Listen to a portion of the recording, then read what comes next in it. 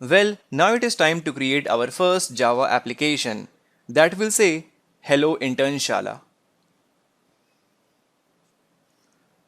So here in front of you, this is the IntelliJ IDE welcome screen that we installed in our previous video. So in order to get started with our first application, we need to start creating our new project. And then it will ask you what kind of application you are interested in. Android, Maven and so on. Right now we are interested for the Java application.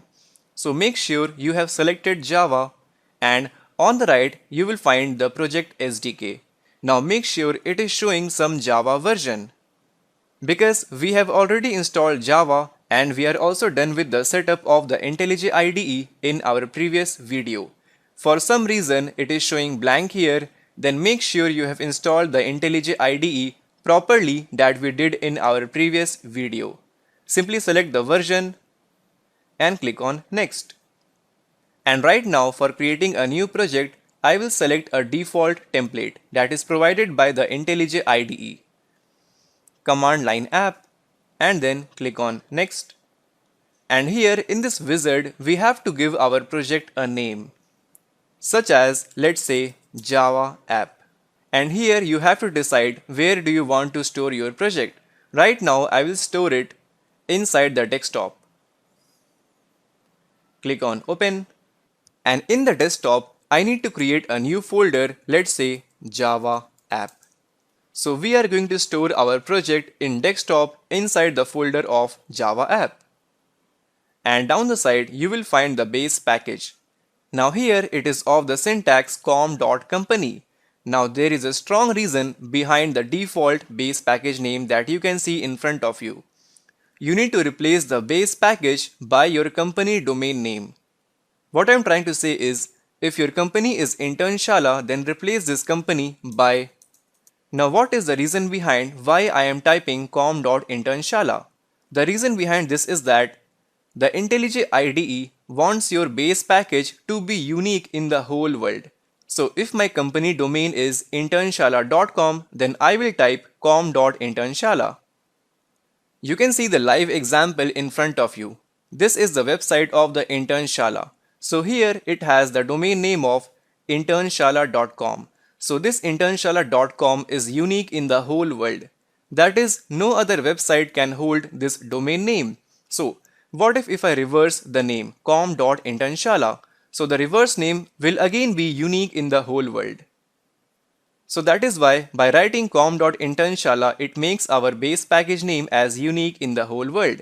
Now if I further type dot, let's say Java app, then still our package name remains unique. Currently I recommend you that you write the same package name that I have written here, com.internshala.java app, so as to avoid any confusion while running our first Java application. And then click on Finish. And then it will ask you the directory does not exist, so simply click on OK. So this will create a new folder Java app within which our project will be found. So when your project loads, it will show you the tip of the day. Let us close it. Now that we have created our first project, let us continue our discussion in the next video. Let us now continue our discussion. Now if you notice, initially we are having two windows. On the left hand side it will show you the project structure, and on the right hand side it will show you the content of the file where we want to write our code. So initially let me throw some light on the left window. So here basically it is our Java application folder. If you select it and expand it, you will find few more folders, among which right now I am only concerned for the src folder that stands for source. Now if you expand it further, you will find our package name com.internshala.java app, and this is the name of the package that we just entered while creating our first application. Now this package is basically the bunch of folders inside which we are having a file named as main file. Now this main file is actually the Java file that is opened in front of you. in the window present on the right hand side. And now, as per your convenience, you can either expand to and fro, expand or collapse your window on the left hand side or the right hand side. Here inside the main.java file, we have some statement written for you. Write your code here. So by default, IntelliJ IDE gives us a hint that whatever code we need to write it inside this main method. That is between this curly bracket open and this curly bracket closed. So here what I will do, I will press enter and then it will take us to the new line. And at the top I have got some suggestion that what kind of indentation you want, either the 4 space or the tab character. So as of now I will select indent with tab. And now here you can see the cursor is blinking. So our target was to create an application that says hello intern Shala. Now let us try typing hello intern Shala. Now here you can notice it shows some error, cannot resolve symbol hello. It is showing this error just because Java is a language, so it follows its own rules and principles. You cannot simply write hello intern Shala, which is not recognized by the Java language. You need to tell Java in its own way, so for that you need to follow some syntax. Now, in order to make Java understand that we want to print out hello intern Shala in the output console, we need to first put it within the double quotes. So right before the H, we need to write the double quote open, and at the end of A, I will use another double quote.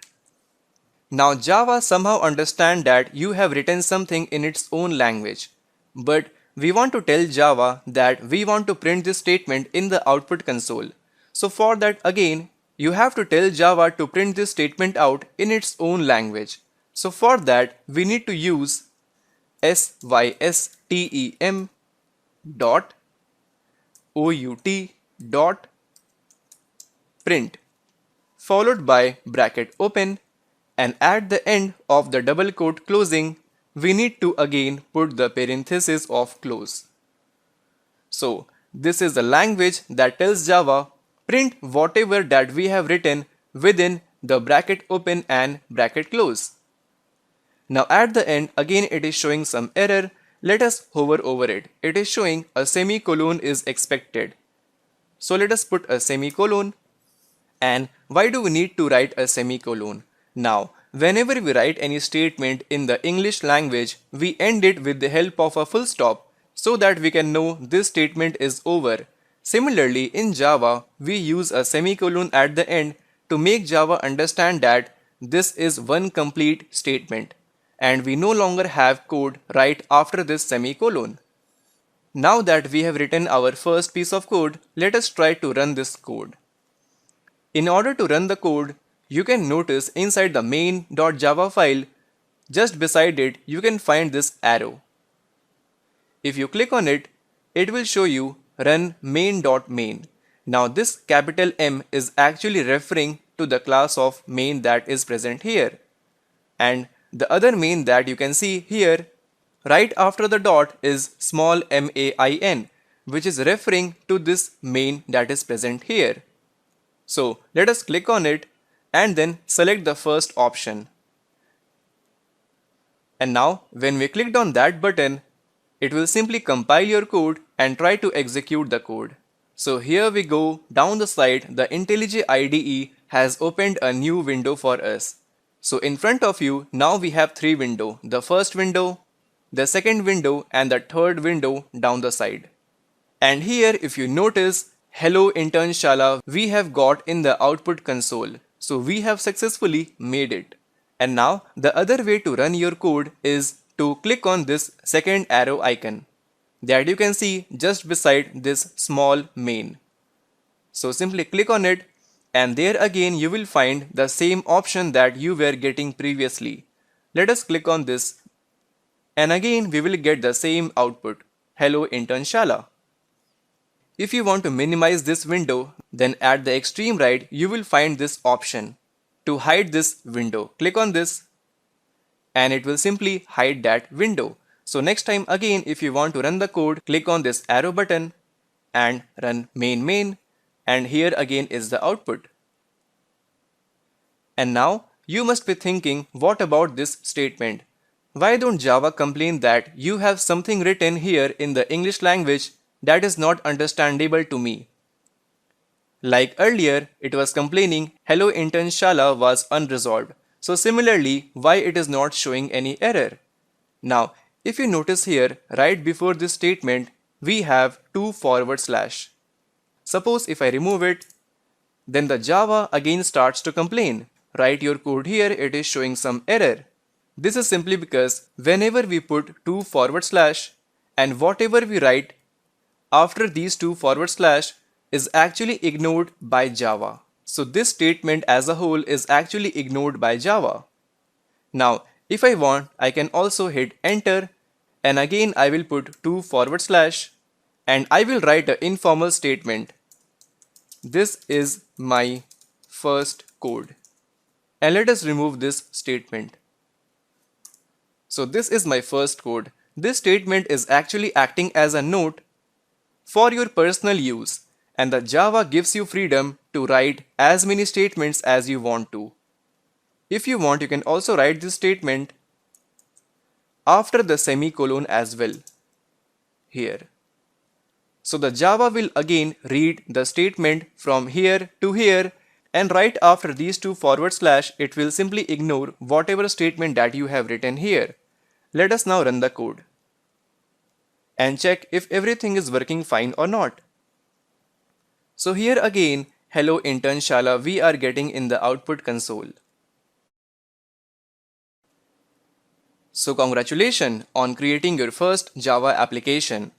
Practice makes a man more perfect. So right after this video, you will get a code practice where I want you to write a program that prints out your own name. Suppose your name is Rahul, so you have to print out my name is Rahul in the output console. So try to print this statement in the code exercise.